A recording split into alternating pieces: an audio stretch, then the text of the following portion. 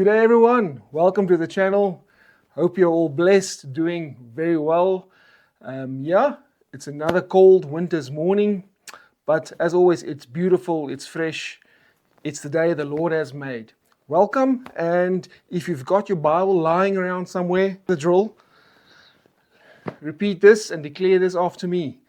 This is my Bible. I am who it says I am. I have what it says I have, and I can do what it says I can do. Thank you, Jesus. Amen.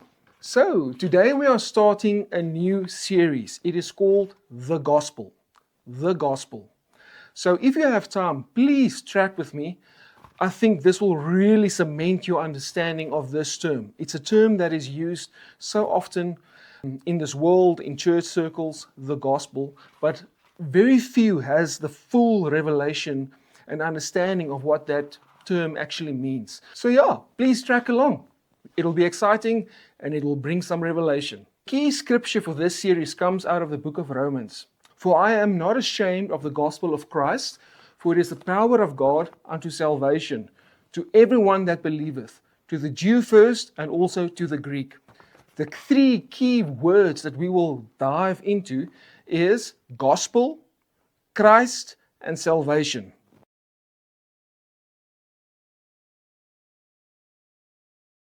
Christianity is not a religion. Christianity is not a religion. Jesus didn't come to this earth to just bring us a religion, a bunch of do's and don'ts and works. Religion, in its simplest of definitions, is man's own effort to come into right standing with God. Man looking at himself, his own acts and deeds, and saying, because of that, I am in the right standing with God. On a scale, my good deeds outweigh my bad deeds. Therefore, I am a good person. I should be allowed to live in heaven. That is a religion. That is not Christianity. If one day you stand before God and God asks you, why should you enter into heaven? All these other religions, Buddhism, Hinduism, Islam, New Age, whatever, those people are going to look at themselves and say, because I did this, I was a good person because I helped a person in need. I gave. It's all about them and their acts that they think have made them righteous. The Christian, the true Christian, the believer, is going to step forward and say, Father, I should be allowed into heaven because I have a Savior, your Son, Jesus. Not because of my own works, my own deeds, because I am your child. And it's all because of what your Son, Jesus, did for me on the cross. That is the only entrance into heaven. Jesus said, I am the way, the truth, and the life. No man cometh unto the Father but by me.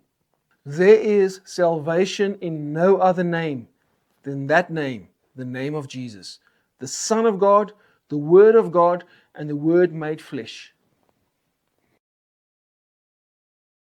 Okay, so the starting point is to understand the nature of God. God, the one true God, the God of the Bible, is a triune God. God is called the Trinity. The triune God comprises of three persons, three separate and distinct persons. God the Father, God the Son, and God the Holy Spirit. God is therefore a three-part being. And these three persons do not operate independently from each other. Let me show you.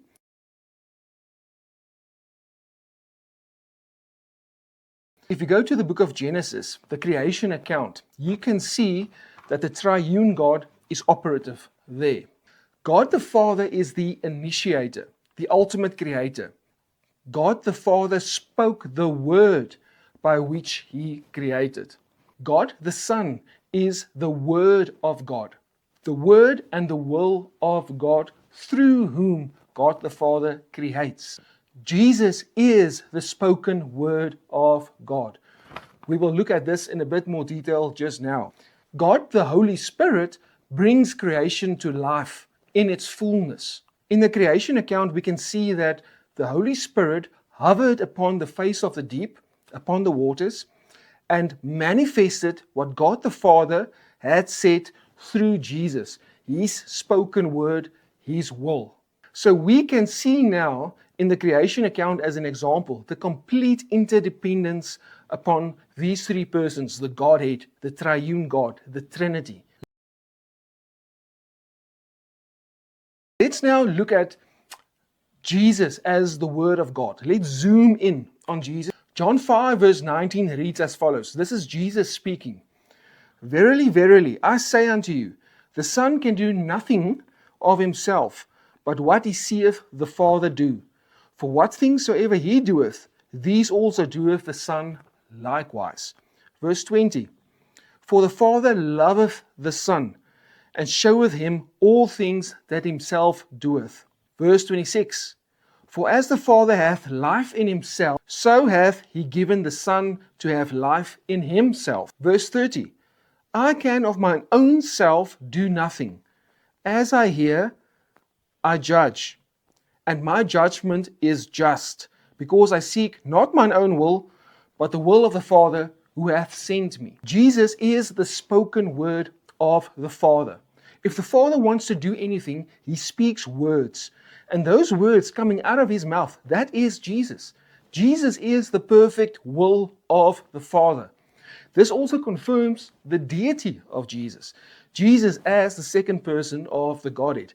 But it's key to note here that Jesus is the spoken word of the Father. Whatever the Father wants to do, He speaks, and the words that's coming out of His mouth is Jesus. Jesus can of Himself do nothing. He only does what the Father, the initiator, the ultimate creator, does. Jesus is the fulfillment of God's thoughts. God speaks words. Those words carry the authority of Jesus, and then the Holy Spirit manifests, brings to life in fullness what God the Father says through Jesus, His spoken word. Let's look at some other biblical examples illustrating the triune nature of God, the Trinity. If Matthew 3, verse 16 and 17, we see here that all three persons of the Trinity is involved in the baptism of Jesus. Jesus is being baptized in water by John. God the Father speaks from heaven, and the Holy Spirit descends upon Jesus. All three persons at once active in the baptism of Jesus. Secondly, in Matthew chapter 28, verse 19, in the Great Commission, we are instructed as believers to baptize fellow believers in the name of the Father, the Son, and the Holy Spirit. Again, the Trinity, three persons. Third example, in 2 Corinthians 13, verse 14, in Paul's benediction to the church, he says, May the grace of our Lord Jesus Christ and the love of God and the fellowship of the Holy Spirit be with you all. Again, three persons, illustrating the triune nature of God, the Trinity. Then a fourth example, in Isaiah chapter 6, verse 1 to 3, thereabout, the seraphim cries out, Holy, holy, holy. Now, a lot of theologians believe that the three holy cries is to the three persons of the Trinity. God the Father, God the Son, God the Holy Spirit. Holy, holy, holy. Okay, so if you're tracking with me, we have now looked at the Trinity, the triune nature of God. God the Father, God the Son, and God the Holy Spirit. Now I want to throw this to you. Have you ever noticed in the Bible, Old Testament through to the New Testament, God never does anything without speaking or declaring it first? Have you picked that up? All through the Bible, that principle is evident. God does nothing without first saying it and declaring it. God says it, and it is so. The very first book of the Bible, in the Genesis account, this principle is evident. Before God created anything, or every time He created, that verse starts off with, and God said, and God said, and God said. Now, Moses writing this first book of creation, why didn't he just say, and God said, and lists all the things that God created. And I think this is to illustrate a point. God is showing us something here. We are created in God's image, and just as God creates by speaking, there's also power in our words. That's a different topic, different series. But Proverbs 18:21 says, death and life are in the power of the tongue. So this is a very important principle of the spoken word. But what I want to carry across here is that God does nothing without speaking it. And this we can see in the book of Genesis already. The Holy Spirit hovering on the face of the deep. God the Father initiates creation by speaking. Jesus is the spoken word of the Father, the authoritative, perfect will of the Father. And the Holy Spirit then acts or manifests the spoken word of the Father through Jesus. Let's now look at Jesus as the Word of God, the authoritative Word of God. In Revelation 22 verse 13, Jesus says, this is Jesus speaking, I am the Alpha and the Omega, the beginning and the end, the first and the last. Everything in the Bible points to Jesus. In the Old Testament, all the prophecies are types and shadows pointing to Jesus in the New Testament. In the New Testament, Jesus is the Word of God made flesh, and Jesus is the fulfillment of all the Old Testament prophecies. All those types and shadows in the Old Testament are fulfilled in the person, Son of God, Son of Man, called Jesus. Let's look at Jesus as the beginning. John 1 verse 1. In the beginning was the Word, and the Word was with God, and the Word was God. Verse 2, the same was in the beginning with God. Verse 3, all things were made by Him, and without Him was not anything made that was made. Verse 4, in Him was life, and the life was the light of men. Verse 5, and the light shineth in darkness, and the darkness comprehended it not. So John makes it very clear. In the beginning was the Word, and the Word was with God, and the Word was God. The word that God the Father spoke to create is Jesus. Jesus is the spoken, authoritative, perfect will of God the Father.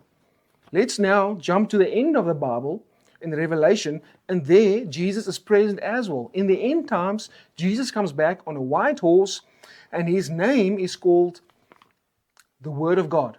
Beginning and end, everything in between, Jesus is there. Everything points to Jesus because Jesus is the Word of God.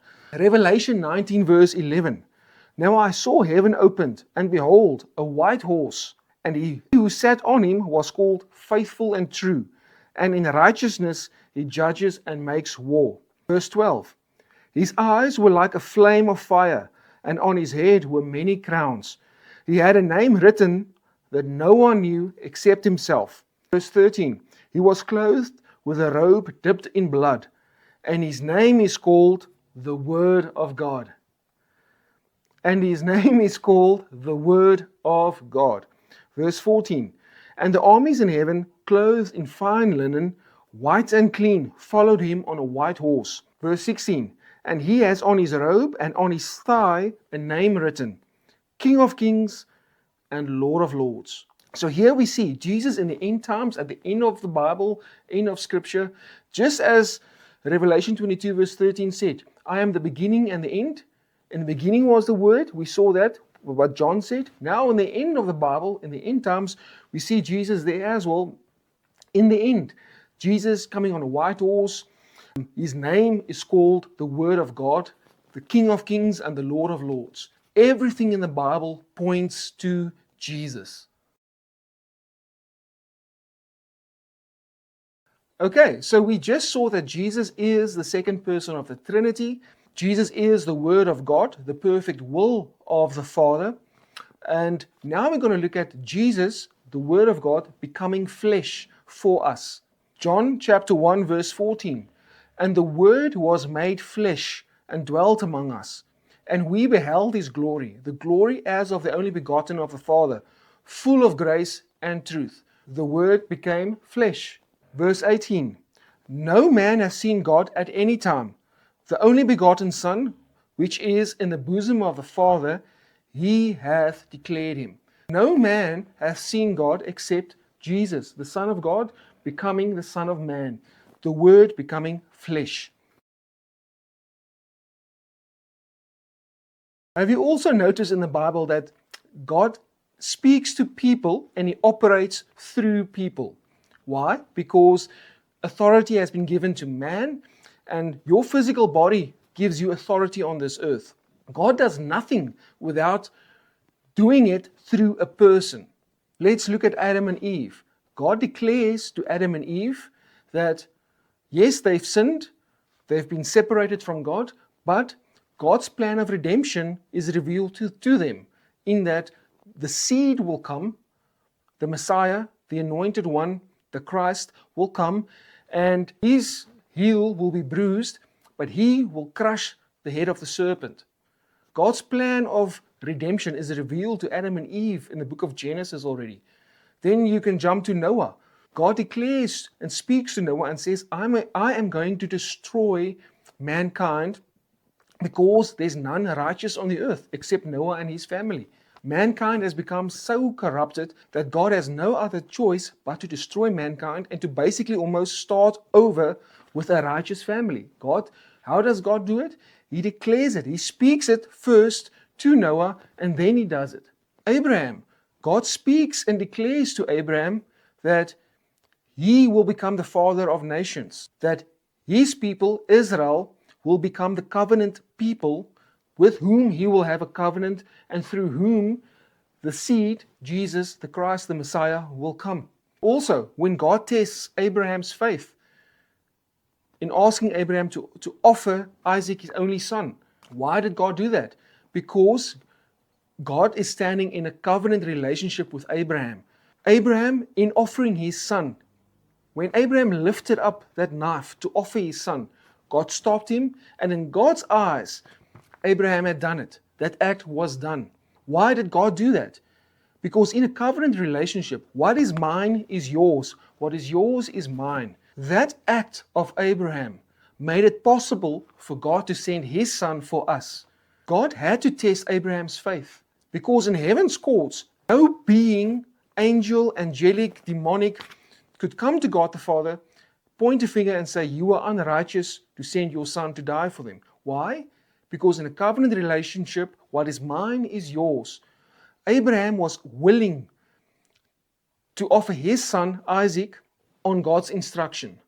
And based on Abraham's faith, that willingness, God could also send his son for us. God can now come and say, in simple terms, there's no foul play. I am righteous and just to send my son because Abraham was willing to give his son for me.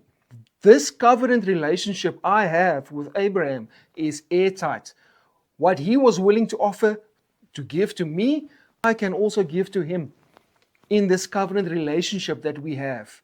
Even Moses, all the signs and wonders that God did to free Israel from Egypt was done through a person, the person Moses and Aaron, his brother.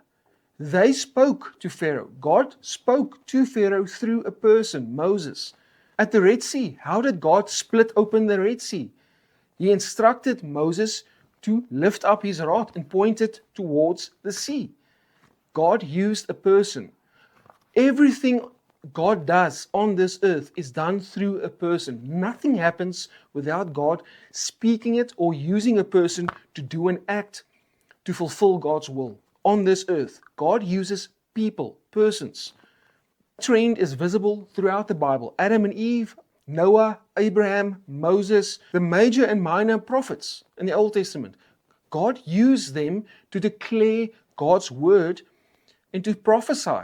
The Holy Spirit rested upon them, and then Elijah, Samuel, Elisha, David, Ezekiel, Isaiah, all these prophets spoke the word of God, and God used those words, prophecies, in order to, as types and shadows, to point to Jesus, for Jesus to come and fulfill.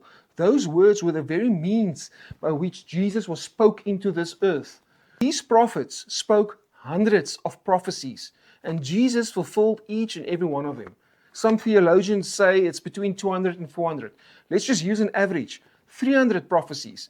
Jesus fulfilled each and every one of those. You know the mathematical impossibility and improbability of one person fulfilling just one of those prophecies. Science and math professors will tell you, I can't even pronounce those numbers. The amount of zeros that's involved in those numbers. Of one person fulfilling one of those prophecies. Jesus fulfilled all of them. 300 prophecies. Let's look at some of these prophecies. The Messiah, the Christ, would be born in Bethlehem. Micah 5 verse 2. He would be born of a virgin. Isaiah 7 chapter 14. To prophesy, God had to be involved. To get a person, a man, to prophesy that the Messiah, the Christ, would be born of a virgin. No one in their right mind would prophesy something like that. But it's a man used by God to speak God's word on this earth so that the Messiah can come. The word is spoken through a person, and then Jesus is the fulfillment of that word. In ministry, entering Jerusalem on a donkey, Zechariah 9 verse 9, and performing miracles, Isaiah 35 verse 5 to 6. The betrayal of Jesus, betrayed by a friend for 30 pieces of silver, Psalm 41 verse 9, Zechariah 11 verse 12. This is specific prophecies. This is not just general comments, specific prophecies saying the Messiah would be betrayed by a friend for 30 pieces of silver. 800 years before Jesus was born. This was prophesied. God spoke through a person. Death. Crucifixion with pierced hands and feet. Psalm 22 verse 16. Silenced before his accusers. Isaiah 53 verse 7. And having lots cast for his clothing. Psalm 22 verse 18. How detailed are these prophecies in the Old Testament? Jesus came and fulfilled each and every one of them. We see here that God uses people on this earth to speak and declare God's word. Nothing on this earth happens, God's will, without a person being involved. And now we're going to look at what Scripture says, that there's no other name by which man should be saved. Salvation is in the name of Jesus. In Acts chapter 4, Peter and John, they heal a lame beggar. He was lame from birth. He was 40 years old already. Let's look at the verses. Verse 7. The Pharisees and the Sadducees asked, by what power or by what name have you done this? Have you healed this person? Verse 8. Then Peter, filled with the Holy Ghost, said unto them. Verse 10.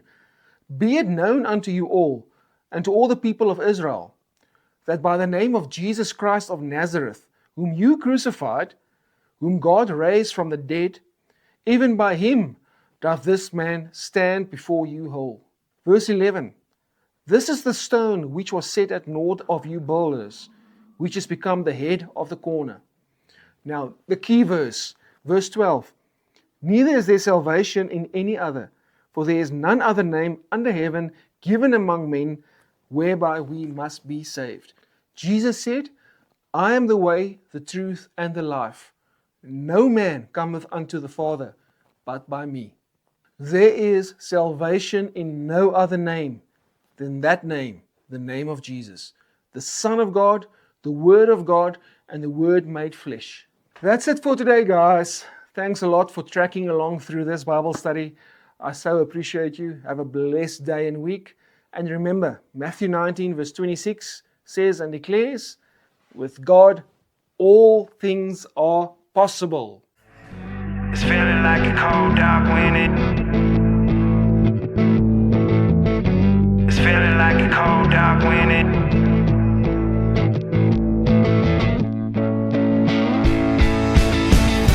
It's feeling like a cold, dark winter, and the sun still behind the trees. Yeah.